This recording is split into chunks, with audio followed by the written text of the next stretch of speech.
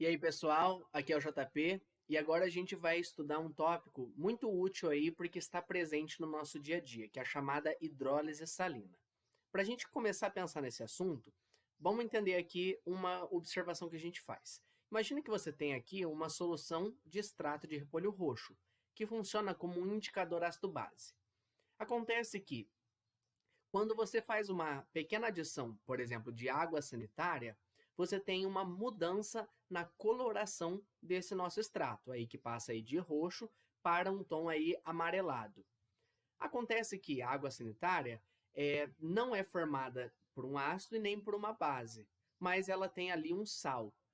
Esse sal foi responsável pela mudança de coloração e, consequentemente, né, por conta dessa coloração, a gente sabe que eu mexi no pH. E aí fica a pergunta: será que os sais conseguem mudar o pH? Então, essa matéria, né, essa parte aqui da hidrólise salina, vai nos ajudar a responder isso. Vamos lá, então. Bom, primeiro vamos retomar algumas coisas. Um ácido em água, como a gente já estudou, faz com que eu tenha um pH menor que 7. De maneira contrária, uma base em água faz com que eu tenha um pH maior que 7. Ácido e base reagem numa chamada reação de neutralização. E nessa neutralização forma-se um sal, né? Reação de neutralização, ácido mais base, sal mais água, formando sal e água, ok? E aí fica a pergunta: se eu junto um ácido e uma base nessa neutralização, significa então que um sal em água terá pH 7? Na verdade, a resposta para essa pergunta é nem sempre. Por quê? Para a gente conseguir determinar o pH de um sal na água, a gente vai precisar analisar os íons que formam esse sal, tá? E esses íons vão vir justamente do ácido e da base. Lembrando que o ânion veio do ácido e o cátion veio da base, ok? Então, a gente vai precisar fazer essa análise dos íons para determinar o pH. O que vai ser essa hidrólise salina? Nada mais é do que a reação inversa da neutralização. Então, na neutralização, temos que ácido mais base reagem para formar sal e água. Agora a gente tem o contrário. Hoje, né, nesse vídeo, a gente vai buscar entender se sempre essa reação acontece no caminho inverso. Para a gente entender isso, a gente vai aí se basear na teoria ácido-base de Bronsted-Lowry também. Ok? Então, a gente vai entender justamente por que alguns sais vão fazer o caminho contrário, tá? Esse nome, hidrólise salina, então, hidrólise, temos aqui a participação da água e a quebra da molécula de água por conta desse sal, ok? De um íon ou de outro do nosso sal. Bom, ainda falando sobre a hidrólise salina, para a gente conseguir montar essas equações de hidrólise e fazer previsões, a gente vai precisar relembrar força de ácido e força de base. O que significa falar que eu tenho um ácido ou uma base forte? Bom, quanto mais forte for o meu ácido e a minha base, mais ionizado ou dissociados eles vão estar, tá? Então, isso daqui é muito importante para a gente entender, tá? Ou seja, eu vou ter aí os íons separados, né? Que esses íons que foram formados ou que já existiam estavam juntos aí no ácido na base. Como que a gente faz para lembrar quais são os ácidos fortes? Bom, na inorgânica, a gente tem que o nosso ácido forte pode ser um hidrácido, e aí sendo um hidrácido, temos aqui HCl, HBr e HI. Ácido clorídrico, ácido bromídrico e ácido iodídrico. Hidrácidos porque são ácidos que não têm oxigênio. Já os oxiácidos, para a gente saber aí, né, determinar se eles são fortes ou não, a gente faz essa continha bem simples. Pegamos o número de oxigênios do nosso oxiácido e subtraímos o número de hidrogênios ionizáveis. Hidrogênios ionizáveis a gente considera aí geralmente como o número de Hs mesmo que tem na fórmula. Se essa diferença for maior ou igual a 2, temos um ácido forte, ok? Então, fica aqui a dica para você guardar. Já nas bases fortes, nós temos que são todas as bases formadas pelos elementos, né, pelos cátions das famílias 1A e 2A da tabela periódica, com exceção aí do magnésio. Então, 1A, a gente já viu aí, li na cama, Robinson Crusoe em francês, né? Lítio, sódio, potássio, rubídio, césio e frâncio. E aqui, Bete Magrela casou com o senhor Barão Ratão. Berílio, magnésio, cálcio, estrôncio, bário e rádio. Esses são os elementos aí dessas duas famílias, ok? Então vamos lá agora. Sabendo dessas informações iniciais, agora a gente pode analisar os tipos de hidrólise que eu vou ter. Então vamos analisar caso a caso aí, 4 casos. O primeiro caso que a gente analisa é quando eu tenho um sal que veio de um ácido forte e de uma base forte, como por exemplo o sal de cozinha, NaCl, cloreto de sódio. Como que a gente vai fazer? Primeiramente, a gente vai escrever aqui a equação de neutralização, mas de maneira inversa, né, para poder aí chegar na hidrólise. Então, esse cloreto de sódio foi formado a partir do ácido clorídrico e do hidróxido de sódio, formando aqui, né, a equação já está toda balanceada. Bom, o ácido clorídrico é um hidrácido e a gente viu que ele é um dos ácidos fortes, né, dos hidrácidos fortes. Então, vou marcar aqui ele como forte. Já o hidróxido de sódio, o sódio é da família 1A. Ele também é uma base forte, então tá aqui. Ser forte significa que eles vão estar ionizados, né, ou dissociados. A mesma coisa com o sal, que sempre vai estar aí dissociado em água. Então, vou reescrever isso dessa forma. O nosso sal aqui separado, molécula de água. O nosso ácido, por ser forte, está ionizado. Nossa base, por ser forte, está dissociada. Agora, o que eu vou fazer? Eu vou eliminar dessa minha equação o que tiver em comum nas duas, né, nos dois lados. Então, eu tenho aqui, ó, íon sódio de um lado e íon sódio do outro. Posso tirar ele, já que ele não sofreu mudança. Mesma coisa com o íon cloreto, tenho dos dois lados. Perceba que o que sobrou aqui foi justamente a autoionização da água. Essa autoionização da água, que a gente viu aqui, não altera o pH. Lembra que se for só a água sofrendo essa autoionização, o pH não sofre modificação.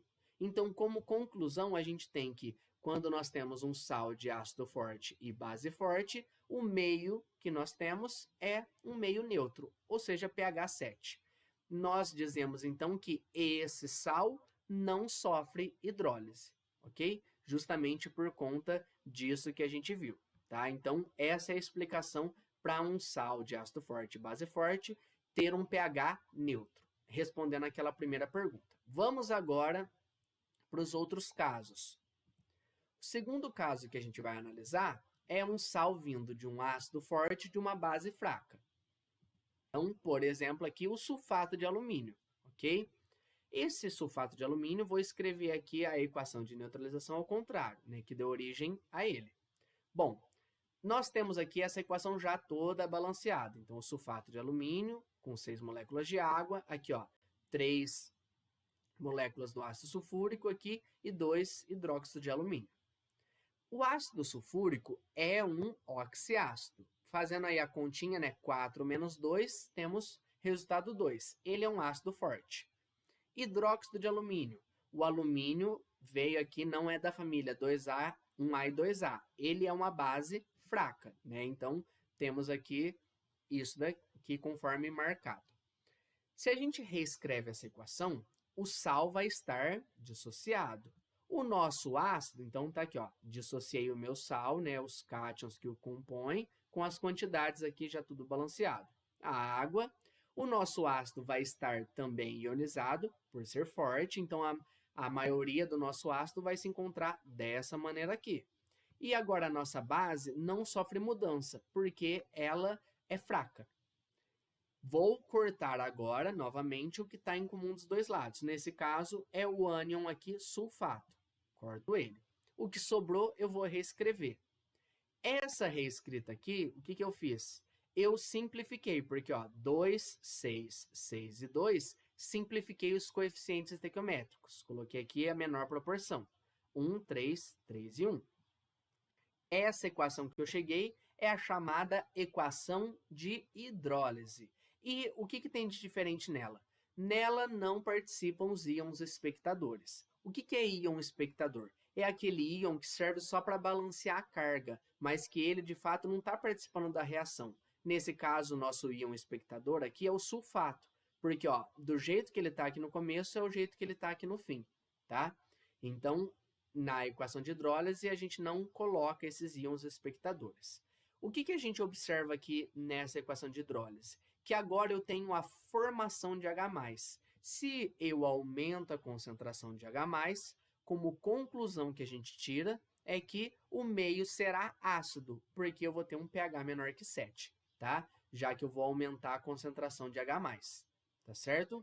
Isso daqui porque justamente eu vou ter essa equação de hidrólise. Então, perceba que é na equação de hidrólise que a gente percebe qual vai ser o meio, tá? O cátion que sofreu hidrólise aqui foi o cátion alumínio, que veio da base, ok? De maneira contrária agora, então a gente viu um sal que veio de um ácido forte base fraca, vamos trocar o caso agora. Eu vou ter um sal que veio de um ácido fraco e de uma base forte. Por exemplo, o carbonato de cálcio. Nesse caso, carbonato de cálcio, o que a gente vai ter aqui? Bom, ele vai ser formado a partir do ácido carbônico e do hidróxido de cálcio. Ácido carbônico é um ácido fraco, por quê? 3 menos 2 vai dar 1, então não é forte. Hidróxido de cálcio, o cálcio da família 2A, é uma base forte. Reescrevendo agora com o que está ionizado dissociado, nós temos o seguinte, o nosso sal está aqui, o nosso ácido, por ser fraco, não está ionizado, mas a nossa base está ionizada, está dissociada. Vou cortar os íons espectadores, nesse caso é apenas o cálcio. Reescrevo aqui com o que sobrou. Aqui agora, diferente do outro caso, eu não simplifico porque não tem como, já está na menor proporção. 1 para 2, 1 para 2. Essa equação aqui é a minha equação de hidrólise. Analisando a equação de hidrólise, percebemos que eu tenho um aumento da concentração de hidroxila. Ou seja, o meio vai estar mais básico. Se ele vai estar mais básico, o pH vai ser maior que 7, ok? Nesse caso, quem sofreu a hidrólise foi o ânion aí do meu ácido, beleza? Então, tá aí um outro exemplo para a gente poder julgar. Por fim, o último caso que a gente vai analisar, então vimos aí forte, forte e um fraco. Vamos analisar quando a gente tem os dois fracos. Por exemplo, o cianeto de amônio. Nesse caso, o cianeto de amônio foi formado aí a partir do ácido cianídrico, que é o HCN, e do hidróxido de amônio, NH4OH.